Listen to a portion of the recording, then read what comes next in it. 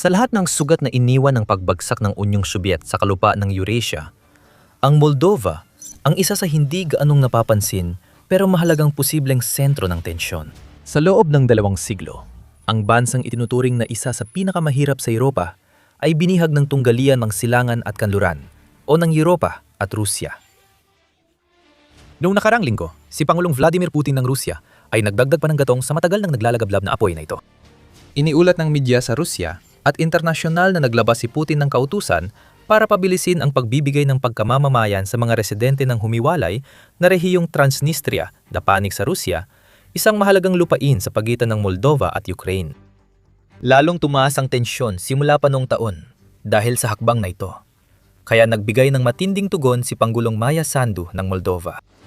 Narito ang dahilan ng hakbang ni Putin, tugon ng Moldova, lalo na ni Sandu, at ang kahulugan ng mga kaganapang ito sa hinaharap ng reyon.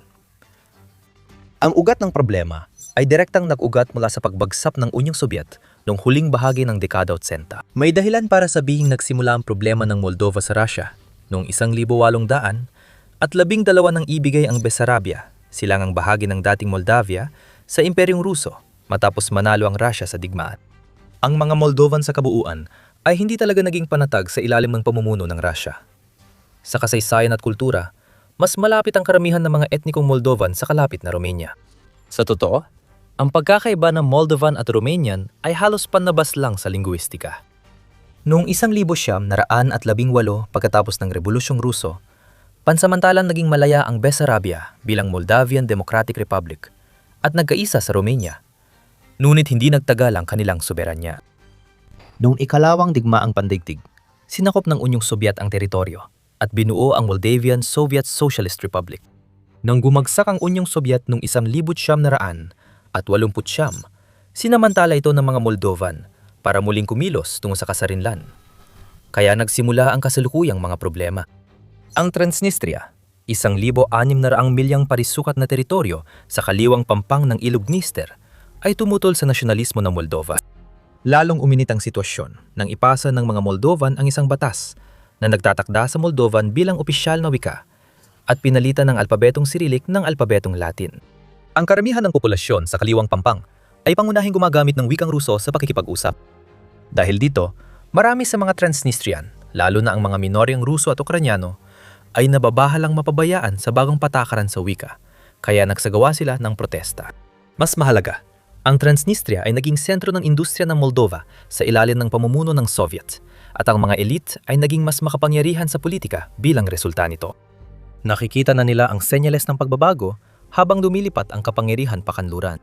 Noong 1970 at 70 nang pinagtibay ng Moldova ang deklarasyon ng soberanya, idineklara ng mga Transnistrian ang sarili bilang Dniester Moldovan Autonomous Republic.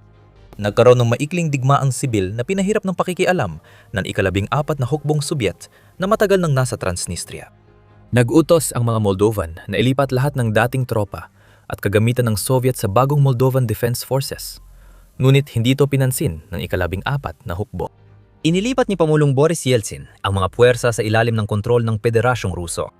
Kumampi ang ika-14 na hukbo sa mga separatista at nagdulot ng malalaking pagkatalo sa mga puwersa ng Moldova na nagpatibay sa integridad ng rehiyong humiwalay.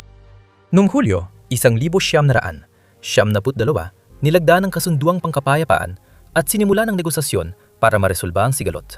Sa kasamaang palad, makalipas ang 34 na taon, tila kasing layo pa rin tayo sa isang permanenteng at maayos na kasunduan gaya ng dati.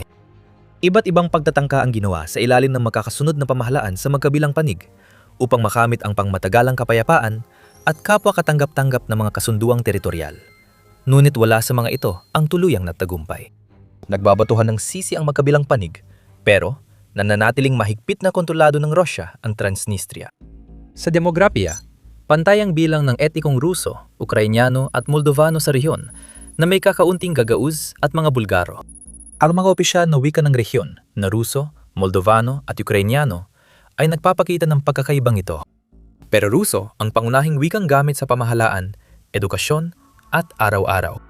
Mas mahalaga, 1,500 sundalo ng Operational Group of Russian Forces in Transnistria o OGRF ay nananatiling permanenteng nakatalaga sa Transnistria.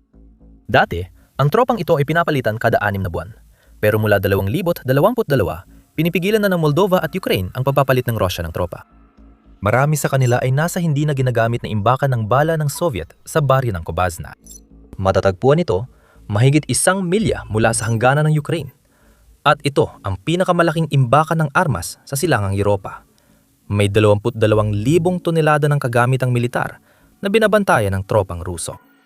Tulad ng maiisip mo, ang napakalaking imbakan ng armas na ito ay isang matinding problema para sa parehong Moldova at Ukraine. Tanging mga otoridad ng Transnistria at Russia lang ang nakakaalam kung ano at anong kalagayan ng nakaimbak doon. Tiyak na marami sa mga ito ay lampas na sa bisa dahil mahigit 35 hanggang 75 taon na itong nandoon. At ang nangyayari sa Ukraine ay hindi nakakatulong sa sitwasyon. Dahil sa isang lubhang mapanyarang digmaan na nangyayari, ilang milya lang ang layo na nangamba ang mga otoridad sa maaring mangyari kung aksidenteng matamaan ang depo. Dahil sa dami ng delikadong bala roon, tinukoy na Academy of Sciences ng Moldova noong 2015 na kung sasabog ang Kobazna, katumbas ito ng pagbomba ng atomiko sa Hiroshima at Nagasaki. Natatakot ang mga Ruso, Ukrainyano at Moldovano na baka magamit ang nakaimbak na bala at kagamitan sa digmaan na posibleng humila sa Moldova sa laban.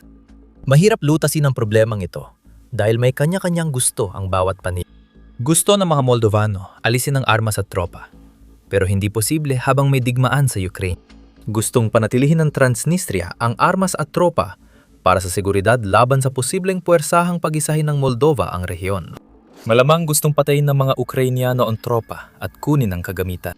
Matagal nang sinusubukang gamitin ng mga Ruso ang sitwasyon para sa kanilang kapakinabangan, gaya ng nakasanayan ng pamunuan ng Russia.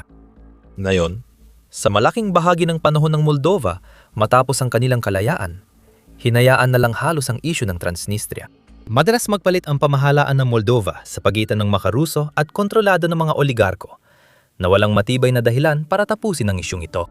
Pero nagbago ang lahat ng iyon nang tuluyan nung maupo si Maya Sandu bilang Pangulo noong 2020. Si Sandu ay tiyak na hindi makaruso.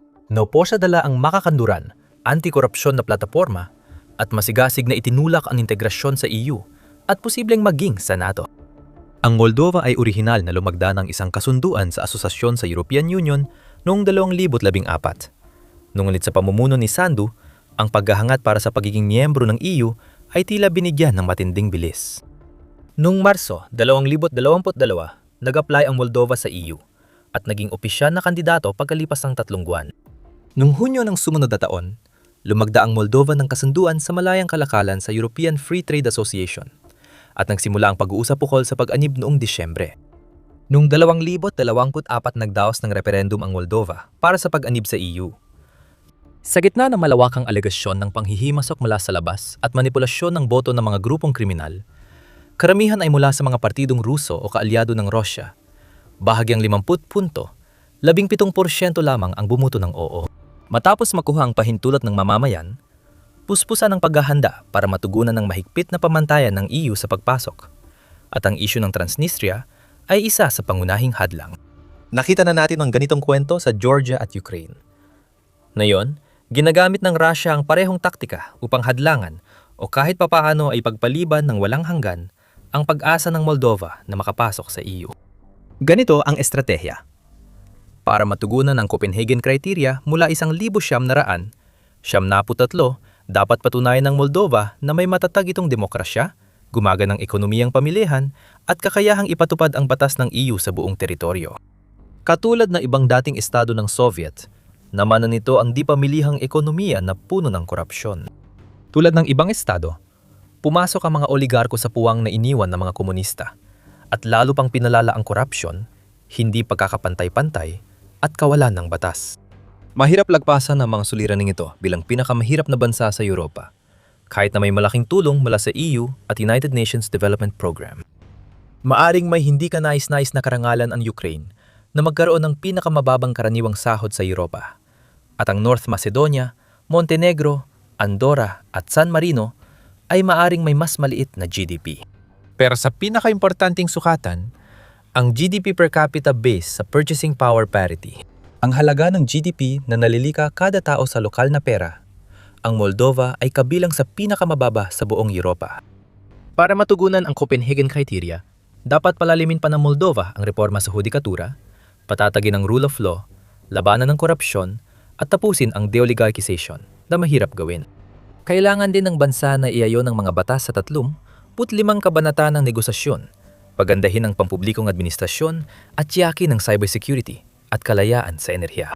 Kailangan ding ipatupad ang mga hakbang na ito sa buong bansang nag-a-apply.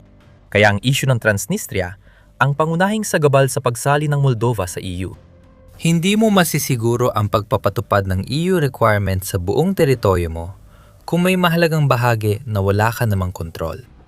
Huwag mong aksayahin ang oras sa panonood ng paulit-ulit na balita tulad ng ginagawa ng iba. Sa The Military Show, ibinabahagi namin ang mahahalagang kwento at paliwanag kung bakit ito mahalaga. Mag-subscribe para laging updated sa militar at geopolitical na balita. Sinabi ng EU na ang pagkakaroon ng autonomous na reyon gaya ng Transnistria ay hindi agad hadlang sa pagiging miyembro ng EU. Sumali ang Cyprus, UK at kanlurang Alemanya sa EU kahit may mga alitan sa teritoryo noon. Ang Cyprus ay hati pa rin hanggang ngayon. Sumali ang mga bansa ngayon sa EU bago ang Copenhagen at mas humigpit na ang mga patakaran mula noon. Ang pagresolba sa issue ng Transnistria ang pangunahing prioridad ni Sandu habang tinutulak niya ang bansa sa kanluran. Paano niya ito gagawin? Layunin niyang mapayapang ibalik ang rehiyon sa Moldova gamit ang demilitarisasyon, deoligarkisasyon at demokratikasyon. Ipinupursige niya ang pagbuo ng internasyonal na mekanismong suportado ng EU para sa transisyon dahil malaking sagabal sa seguridad ang presensya ng mga puwersang Ruso. Hindi opisyal, pinatunayan niyang mas mabagsik pala siya sa gawa kaysa sa salita. Ayon sa konstitusyon ng Moldova, dapat silang manatiling neutral at bawal maglagay ng dayuhang puwersa sa teritoryo nila. Ang pagbabago ng neutral na katayuan nito ay nangangailangan ng isang pambansang referendum. Hindi ito malamang mangyari dahil karamihan sa mga Moldovan ay sumusuporta sa pagpapanatili ng kanilang neutral na katayuan. Ipinakita ng isang survey noong Hunyo 2023 na 28% ang buboto pabor sa isang hypothetical na referendum para sa pagsali ng Moldova sa NATO, habang 60 tuldok, 3% naman ang buboto laban dito. Ngunit bagamat hindi niya tahasang nilabag ang pagiging neutral sa pamamagitan ng pagbibigay ng tulong militar sa Ukraine o pagpapapasok ng mga puwersang Ukrainian sa Moldova, naging masigasig at malinaw siyang taga-suporta ng Ukraine sa kanilang pagsisikap na itaboy ang pananakop ng Russia. Simula Enero, lalo niyang hinigpitan ang ekonomikong pagkubkob sa Transnistria kasabay ng Ukraine. Sa hating gabi ng Enero 1, mahigpit ng kinokontrol ng Ukraine ang 280 milyang hangganan ng Transnistria na may inspeksyon para sa lahat ng paggalaw ng kalakal at tao. Pinalakas ng mga awtoridad ng Moldova ang mga checkpoint at pinalawak ang pagbabantay sa hangganan gamit ang mga mobile unit para suportahan ang mga kontrol lagpas sa mga nakapirming tawiran. 2 taon na mula nang magpatupad ang gobyerno ni Sandu ng buwis sa pag-aangkat at pagluluwas sa Transnistria noong Enero 1, 2024 dahilan ng akusasyon ni leader separatista Vadim Krasnozelsky na may ekonomikong blockade ang Moldova sa rehiyon. Hindi ito ang unang beses na ginawa niya ang ganitong mga pahayag, pero sa pagkakataong ito, tama talaga siya. Kasabay ng pagkaantala ng supply ng enerhiya, matapos ang hindi inaasahang pagkawala ng subsidyo ng gas mula sa Russia noong sumunod na Enero, matinding tinamaan ang ekonomiya ng Transnistria dahil sa hakbang na ito. Noong 2025 lumiit ang ekonomiya ng halos 18% bumaba ang produksyong industrial. Ng 27 punto, 3% bumagsak ang kabuwang kalakalang panlabas. Ng 28.5% at tumaas ang inflasyon hanggang 14.7%. Dahil sa bagong kontrol sa hangganan, hindi rin bumuti ang inaasahan para sa 2026. Dahil sa magkakaugnay na blockade ng Ukraine at Moldova, ang Transnistria ay mula sa pagiging gray zone na kayang tahimik na pamahalaan ng Russia ay naging kontroladong espasyo kung saan lantad at madaling mapigilan ang tulong mula sa labas. Matagal nang dumadaan ang suporta ng Russia para sa Transnistria sa dipormal na kalakalan, mga negosyong kakampi, at maluluwag na inspeksyon sa adwana na umiiwas sa ganap na kontrol ng Moldova. Dahil sa pagsasara ng mga rutang ito, nahirapan ng Russia na mapanatili ang presensya at gamitin ito laban sa EU integration ng Moldova at Ukraine. Malinaw na ikinagalit ito ni Putin at tumugon siya sa pamamagitan ng pagtaas pa ng pusta niya. Una, gumawa siya ng hakbang para mas mapadali para sa kanya na legal na magpadala ng mga puwersang Ruso sa ibang bansa.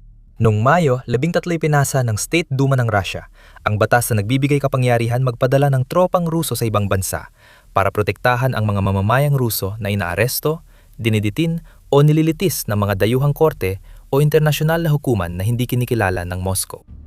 Hindi kinikilala ng Moscow bilang lehitimo ang gobyerno sa Kiev at mukhang hindi na rin ito nalalayo sa pag-withdraw ng pagkilala nito sa gobyerno ni Sandu. Ipinahayag ng tagapagsalita ng Russian Foreign Ministry na si Maria Zakharova na malinaw na ang hakbang na ito ay kahit bahagya ay nakatuon mismo sa Chisinau. Sinabi niya sa press briefing na anumang agresyon laban sa ating mga mamamayang naninirahan sa Transnistria ay agad at sapat na tutugunan at handa ang Moscow na gumamit ng lahat ng paraan para tiyakin ang kaligtasan ng lokal na populasyon. Noong Mayo, 15 nilagdaan ni Putin ang batas na nagpapabilis sa pagkamamamayan ng mga residente ng Transnistria. Pinapapayagan ng batas ang mga residente na lampas 18 na maging mamamayang Ruso kahit hindi napatunayan ang kaalaman sa wikang Ruso, kasaysayan at batas ng Rusya na karaniwang hinihingi. Hindi na rin sila kailangang tumira sa Russia ng 5 taon bago mag-apply. Tiyak na nag-react si Sandu sa balita. Ayon sa kautusan ni Putin, ginawa ang desisyon para protektahan ang karapatan at kalayaan ng mamamayan, alinsunod sa pangkalahatang kinikilalang mga prinsipyo at pamantayan ng internasyonal na batas. Tahasang tinutulan ito ni Sandu. Sinabi niya ng Kremlin ay palihim na nagmomobilisa ng lokal na populasyon para palakasin ang puwersa sa pananakop ng Russia sa Ukraine. Ayon sa kanya, gamit ng Moscow ang patakaran sa pasaporte para pindutin ang Chisinau habang itinutulak ng Moldova ang planong pag-isahin muli ang rehiyon. Buong kumpiyansa niyang sinabi na hindi ito magtatagumpay dahil karamihan ng Transnistrian ay nais maging Moldovan at sumali sa EU. Sa isang malawakang panayam sa RFIDW, sinabi niya, "Naniniwala akong ang mga gustong magkaroon ng pagkamamamayang Ruso ay malamang nakuha na ito noon. Pero hindi ko rin nakikita kung bakit gugustuhin pa ng mga tao ang pagkamamamayang Ruso sa panahon na yon. Maraming tao na dating walang pasaporte ng Moldova ay mayroon na ngayon. Mas gusto ng mga tao maging mamamayan ng EU kaysa maging mamamayang Ruso." Sinabi niya sa isang security conference sa Tallinn, Estonia, na mula nang magsimula ang digmaan sa Ukraine, kumuha ang karamihan sa mga tao sa rehiyon ng pagkamamamayan ng Republika ng Moldova dahil mas ligtas para sa kanila ang magkaroon nito kaysa pagkamamamayang Ruso. Kaya, suportado ba siya ng mga katotohanan? Pinapayagan ng Moldova at Transnistria ang dual citizenship. Naglalabas ang Transnistria ng sariling pasaporte, pero tanging Abkhazia at South Ossetia, dalawang kapwa hindi kinikilalang humiwalay na rehiyon sa Georgia, ang kumikilala rito. Kahit Russia, hindi ito kinikilala. Kaya para sa mga Transnistria na gustong maglakbay sa labas ng kanilang teritoryo, kinakailangan talaga ang dual citizenship. Noong 2015 census, tinatayang 475,000 katao ang nakatira sa rehiyon at hindi bababa sa 358,000 ay may Moldovan citizenship. 220,000 ang may Russian citizenship at nasa 100,000 ang may Ukrainian citizenship. Maraming tao ang may dalawang o higit pang pasaporte. Totoo na dumarami ang mga aplikasyon para sa Moldovan passport mula sa mga residente ng Left Bank at halos tiyak na tama si Sandu sa kanyang pahayag na ang pagnanais na maging bahagi ng EU ay isang malaking dahilan. Mahigit 2,000 residente ang nag-apply para sa Moldovan passport noong 2025 tumaas ng 50% mula 2024. Kung babalikan pa, iniulat ng gobyerno na 38,000 at 40 passport ang naibigay mula 2022 hanggang 2023 na nagpapakita ng malaking pagbaba kamakailan. Ayon sa opisyal na estadistika, karamihan sa mga may Moldovan na pagkamamamayan ay nakuha ito bago nagsimula ang digmaan sa Ukraine, hindi pagkatapos nito. Bagamat totoo na noong 2022 at 2023 ay nagkaroon ng pagdami ng mga aplikasyon, 300 at 30,500 at 38 na residente, mahigit 70% ng kasalukuyang kabuuan ay nakatanggap na ng kanilang Moldovan na passport bago matapos ang 2020. Ngayon, para maging patas, nang hindi binabawasan ang nakakabahalang pagtaas na kinakatawan ng mabilisang pagbibigay ng pagkamamamayan na ito, may pagkaabsurdo rin ang buong usapin. Matagal na nag-aalok ang Romania ng pinabilis na pagkamamamayan sa mga Moldovan, batay sa kanilang pinagisang kasaysayan at pinagmulan. Ang desisyon ay may hahambing ang epekto nito sa batas ng Russia para sa mga Transnistrian, kahit iba ang geopolitical na layunin. Ayon sa Artikulo 11 ng batas ng Romania, ang mga Moldovan na mapatutunayang nagmula sa mga mamamayan ng Romania o Bessarabia, lalo na sa mga nanirahan sa reyon bago 1,900 at 40, ay pwedeng mag-apply para sa pinasimpleng pagkamamamayang Romanian. Karaniwan, Tumatagal ang prosesong ito ng 2 hanggang 3 taon na may exemption sa residensya at wika para sa maraming aplikante. Malaking tagumpay yon para sa mga napiling aplikante. Kung walang patunay ng pinagmulan, dapat permanenteng manirahan sa Romania ng 8 taon ang aplikanteng Moldovan at pumasa sa pagsusulit sa wikang Romanian at kultura, pati iba pang kailangan. Pinapayagan ng pulisyang ito ang mga Moldovan na maging mamamayan ng EU, kaya malaya silang makabiyahe, magtrabaho at manirahan sa EU, tulad ng pagbibigay ng pagkamamamayang Ruso sa mga Transnistrian sa Russia. Hindi na nakakagulat. Pagdating ng 2,024 dandang libuvan, mahigit 1/4 ng populasyon, ang nakakuha ng Romanian passport sa ganitong paraan, kabilang si Sandu. Sa katunayan, sinabi ni Sandu na boboto siya para sa muling pag-iisa ng Moldova at Romania kung magkakaroon ng referendum tungkol dito sa kanilang bansa. Pinili na ng Moldova na magkaisa sa Romania 1 siglo nang nakalipas, gaya ng nabanggit natin kanina. Kung di mareresolba ang isyu ng Transnistria, maaaring pag-iisa ang pinakamainam na opsyon ng Moldova para makapasok sa EU. Mas gusto ni Sandu na sumali sa EU bilang isang soberanong Moldova. Pero kung hindi pwede, praktikal na plan B ang pagsanib sa Romania. Gaya ng sinabi niya sa RFIDW, maaari tayong sumanib sa Romania sa European Union. At hindi lang kami ang naniniwala rito. Karamihan sa mga taga-Moldova ay sumusuporta sa integrasyon sa EU. May mga sumusuporta sa pagsasanib sa Romania. Sa ngayon, pinagsisikapan naming mapasama ang Moldova sa European Union at umaasa kaming magtatagumpay ito. Kung hindi ito mangyari sa anumang dahilan, syempre, isasaalang-alang namin ang ibang mga opsyon. Ang pangunahing layunin ay mapanatili ang kapayapaan sa Moldova at manatiling bahagi ang Moldova ng malayang mundo. Tanging panahon lang ang makakapagsabi kung ilan sa taga-Transnistria ang tatanggap sa alok ni Putin, kung mabilis silang may tutulak sa meat grinder ni Putin gaya ng sabi ni Sandu, at ano ang kalalabasan ng pagsisikap ng Moldova na mapasama sa EU. Maliwanag na mabilis lumalala ang sitwasyon. Patuloy naming babantayan at susuriin ang mga kaganapan habang nangyayari ang mga ito, syempre. Samantala, habang tinatamasa ng Moldova ang relatibong kapayapaan at seguridad, may mga kaguluhan na nangyayari sa iba't ibang panig ng mundo. Panurin ang video tungkol sa 5 sigalot na maaari magpasimula ng ikatlong digmaang pandigdig ngayong taon. Salamat sa panonood.